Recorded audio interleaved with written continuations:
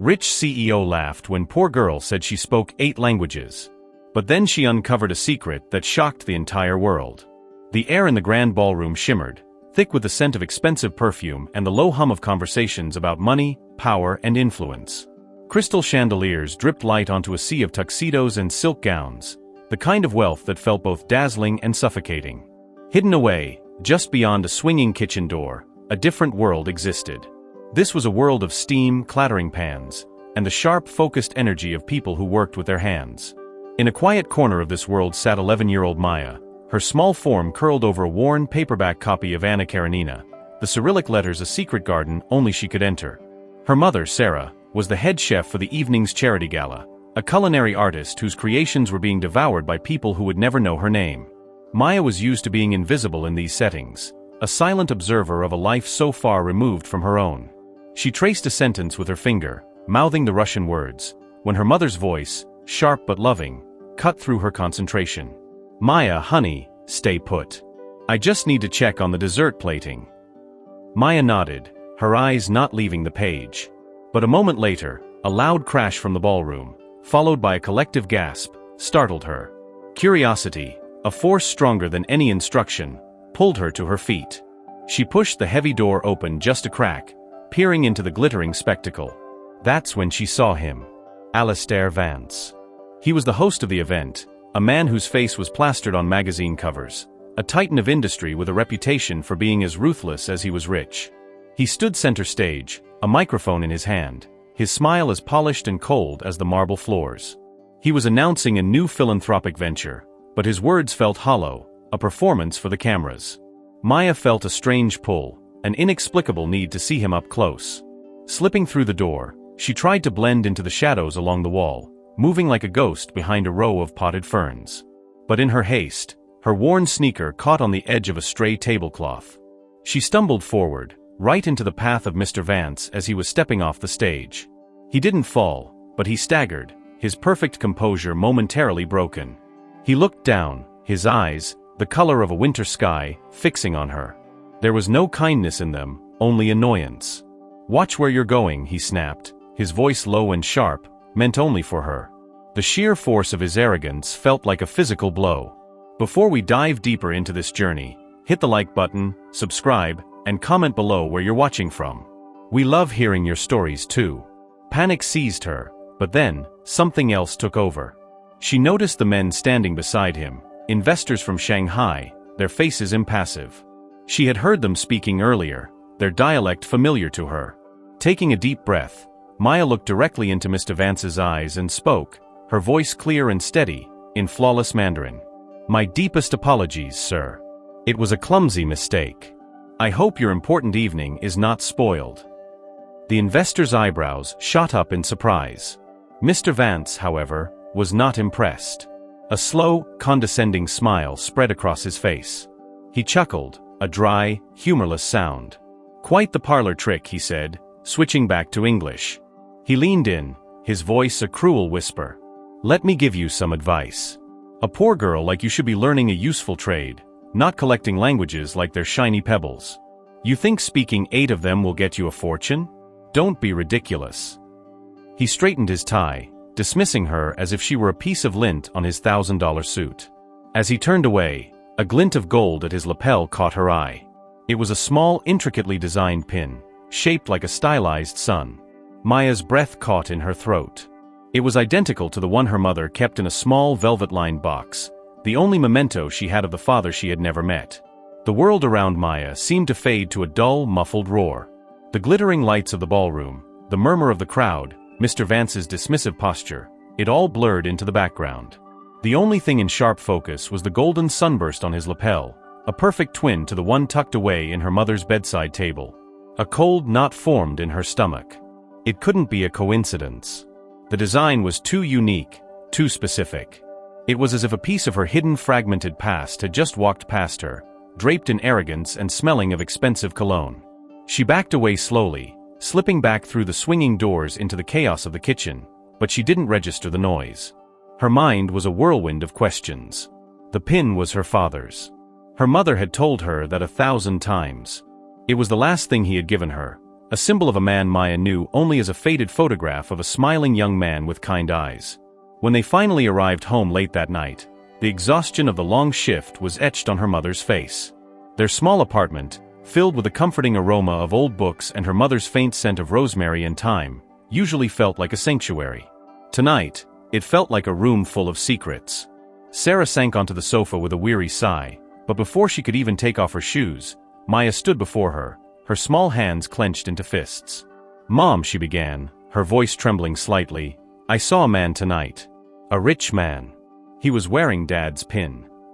Sarah's eyes, which had been half closed with fatigue, snapped open. She sat up straight, a flicker of something unreadable, fear maybe, crossing her features before being quickly masked by a tired smile. "Oh honey. That's not possible. There are lots of pins in the world. It was just a coincidence." "No," Maya insisted, her voice gaining strength. "It was the same. Exactly the same. The sun with the little lines coming out of it. His name is Alistair Vance." The name hung in the air between them, heavy and dangerous. Sarah's face paled. She stood up and began busying herself in the kitchen, her back to Maya. "Don't be silly, Maya. Your father was a simple man, a dreamer. He would never have known someone like that, a millionaire CEO.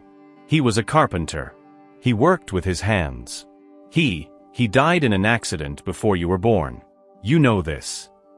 Her voice was strained, each word carefully placed, as if she were building a wall. But Maya could see the cracks. Her mother's hands were trembling as she filled the kettle. She never trembled. She was the steady center of Maya's world. "But the pin," Maya whispered, her certainty wavering in the face of her mother's firm denial. "It looked so old. So special." Sarah turned, her expression now one of gentle admonishment. "That's enough, Maya. You're tired. Your imagination is running away with you. Forget about Mr. Vance. He has his world, and we have ours." She sent Maya to her room, her tone leaving no room for argument. But as Maya lay in her bed, staring at the ceiling, she couldn't forget. The image of the pin was burned into her mind, a glaring contradiction to the simple story she had always been told. Later, long after she was supposed to be asleep, she heard the soft murmur of her mother's voice from the living room. Tiptoeing to her door, she cracked it open just enough to listen. Sarah was on the phone, her voice a choked whisper, thick with tears. "He saw her, Maria.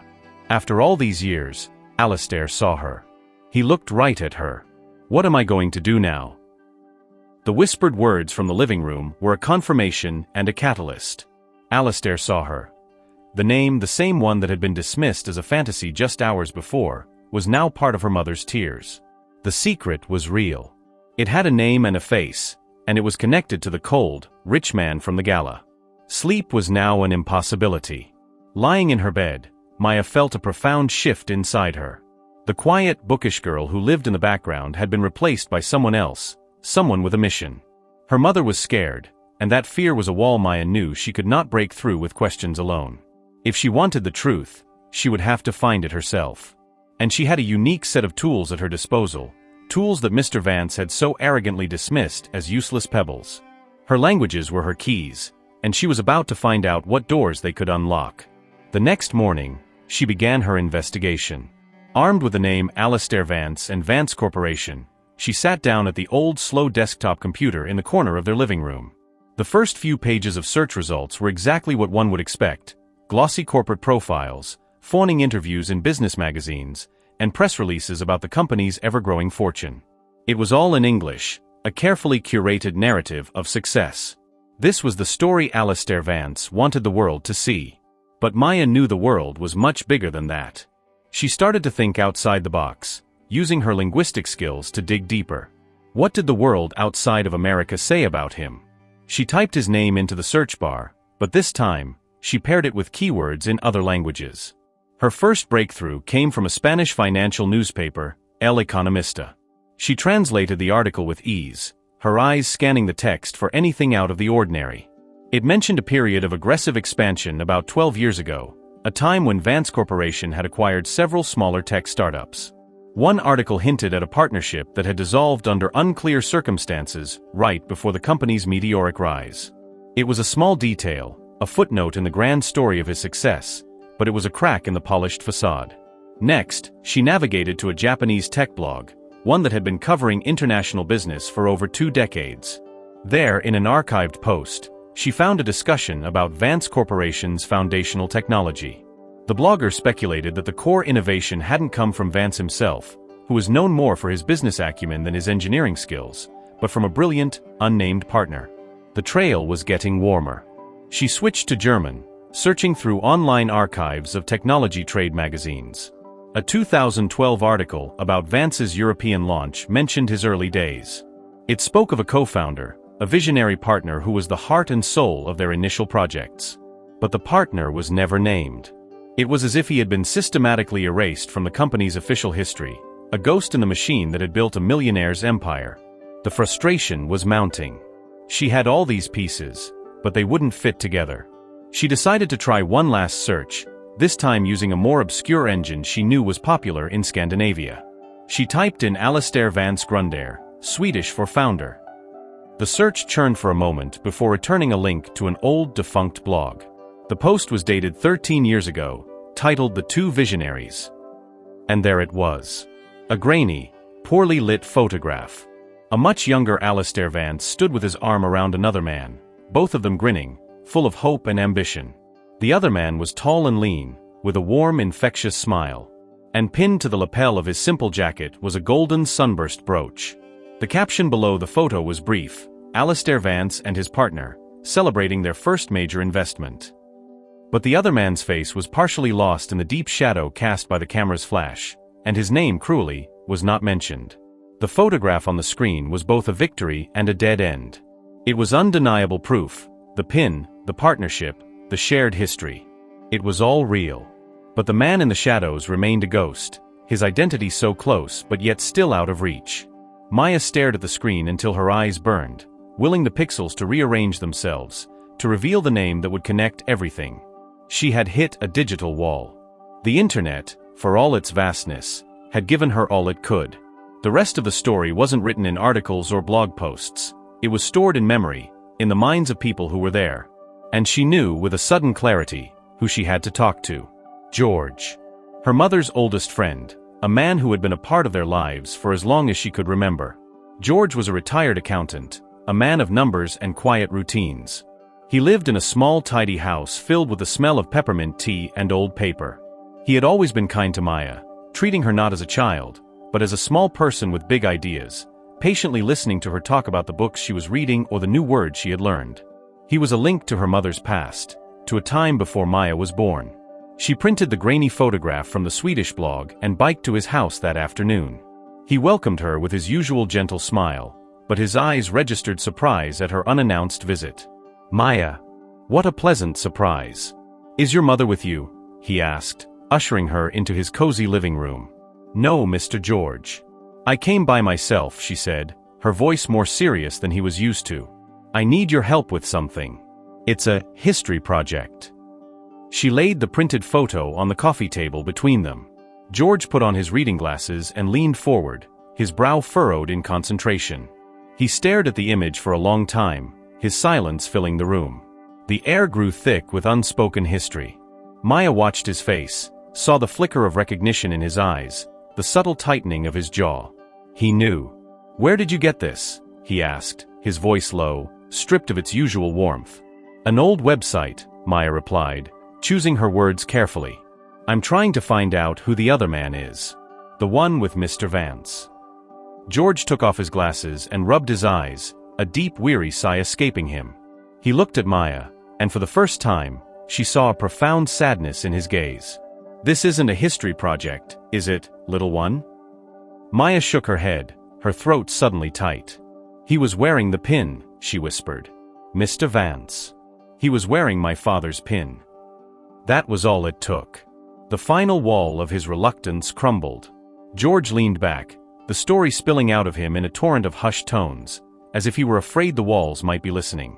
The man in the photo, the ghost from the past, was not just a partner. He was the genius, the true visionary behind the technology that had launched Vance Corporation into the stratosphere.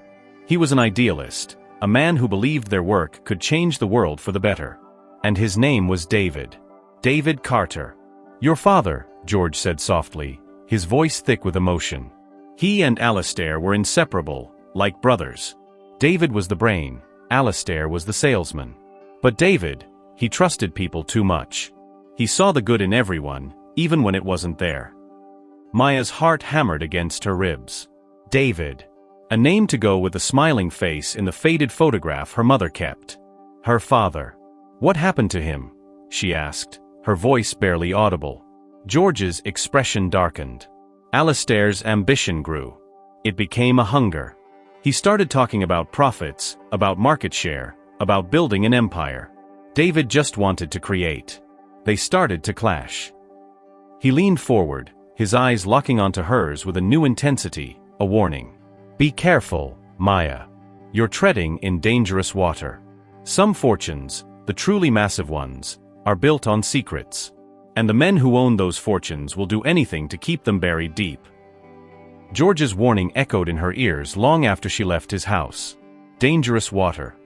The words didn't scare her, they ignited a fire within her. The ghost now had a name, David Carter. Her father. The knowledge was a heavy weight, but also a shield. She was no longer just a curious girl. She was a daughter seeking justice for a father she never knew. The next day, she formulated a plan, one that was both audacious and clever. She knew she could never get past the layers of security at Vance Corporation as Maya, the chef's daughter. But as a polyglot, she had other identities she could assume. She put on her nicest dress, a simple but clean hand-me-down, and tied her hair back neatly. She walked with a newfound purpose to the gleaming glass tower that housed the headquarters of Mr. Vance's empire. Walking up to the imposing marble reception desk, she took a deep breath and spoke to the stern-looking receptionist in fluent, slightly accented French. Bonjour, madame. I am here with my father, the deputy trade minister from Switzerland. He has an urgent meeting with Monsieur Vance, but he was delayed. He sent me ahead to apologize and to assist with any preliminary translations that might be needed for his documents. The lie was bold, but her delivery was flawless. She projected an air of quiet authority, of a child accustomed to diplomatic circles. The receptionist, caught off guard by the unexpected language and the girl's composure, hesitated. Before she could question it further, a side door opened and a group of men in suits walked out, speaking animatedly in Portuguese. Maya seized the opportunity. She turned to the men and in perfect Portuguese said, "Gentlemen, I hope your meeting was successful. Mr. Vance is an impressive man, isn't he?" The men stopped, surprised and delighted. One of them, a kind-faced older man, smiled warmly. "You speak our language beautifully, little one," he exclaimed. The receptionist watched the exchange, her suspicion melting away, replaced by awe. This small girl was clearly special. Believing her story, she buzzed her through the security gates with an apologetic smile. "Mr. Vance's office is on the top floor. The elevator is to your right." The elevator ride felt like an ascent into the lion's den. The doors opened to a silent, plushly carpeted office. A personal assistant, looking harried, tried to stop her, but Maya simply walked past her, her eyes fixed on the large oak doors at the end of the hall. She pushed them open without knocking. Alastair Vance sat behind a desk the size of a small boat, a monument to his own success. He looked up, his face a mask of irritation at the interruption. "Who are you? How did you get in here?" he demanded. Maya walked steadily toward him, her heart pounding a rhythm of fear and resolve. She stopped in front of his desk, a small, unmovable force in his vast sanctuary of wealth. She looked him directly in the eye and switching to Portuguese, the language of the men in the lobby, the native tongue of her mother, she asked her question. It was not an accusation, but a key, designed to unlock a hidden door. "Have you ever met a man called David?" she asked, her voice clear and unwavering. "He used to wear a pin. Just like yours." The effect was instantaneous and profound. For a single breathtaking moment, the carefully constructed facade of the rich, powerful CEO crumbled into dust. His face went slack, his skin turning ashen. The arrogance in his eyes was replaced by a raw, primal panic. It was the look of a man seeing a ghost. He shot to his feet, knocking over a glass of water. "Security!" he bellowed, his voice cracking. Two large guards rushed into the room. But as they grabbed her arms, gently but firmly, Alastair Vance leaned over his desk, his voice a ragged whisper, laced with a terror that was a confession in itself. "You don't know anything." The command, "you don't know anything," was meant to be a threat, a final desperate assertion of power. But Maya heard it for what it was, a plea. It was the terrified cry of a man whose fortress, built on a foundation of lies, was beginning to crumble. As the security guards gently but firmly guided her out of the opulent office, she didn't struggle. She held her head high, her mission accomplished. She had seen the truth in his eyes. The panic, the fear, it was a confession more potent than any words. The guards escorted her through the silent, cavernous lobby, their presence drawing curious stares from employees. They were just about to reach the imposing glass doors when a voice, sharp and familiar, cut through the air. "Let her go." Maya turned. There, standing at the entrance, was her mother. Sarah's face was a storm of emotions, fear, anger, and a fierce protective love that seemed to radiate from her. Beside her stood George, his hand on her arm, his expression grim and resolute. He had called her. He had warned her that Maya was heading into the lion's den, and Sarah had come running. The security guards hesitated, looking back towards the elevators for instruction. Just then, Alistair Vance emerged, his composure partially restored, his face a mask of cold fury. "Sarah," he said, his voice dripping with ice. "After all these years, you're still cleaning up his messes." It was the wrong thing to say.